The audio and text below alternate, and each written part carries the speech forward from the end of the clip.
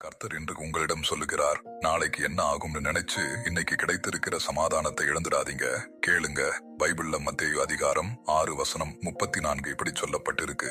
ஆகையால் நாளைக்காக கவலைப்படாதிருங்கள், நாளை தினம் தன்னுடையவைகளுக்காக கவலைப்படும். அந்தந்த நாளுக்கு அதினதின் பாடு போதும். நம்மளோட நிறைய கவலைகள் இன்னைக்கு நடக்கிற விஷயத்தை பற்றியே இருக்காது. நாளைக்கு என்ன ஆகும், பணம் போதுமா, வேலை இருக்குமா, இந்த பிரச்சனை சரியாகுமா, நான் நினைச்சது நடக்குமா, இப்படின்னு இன்னும் நடக்காத விஷயங்களை நினைச்சுதான் மனசை கஷ்டப்படுத்திக்கிறோம். ஆனா இயேசு நாளைய பற்றி யோசிக்கவே கூடாதுன்னு சொல்லல.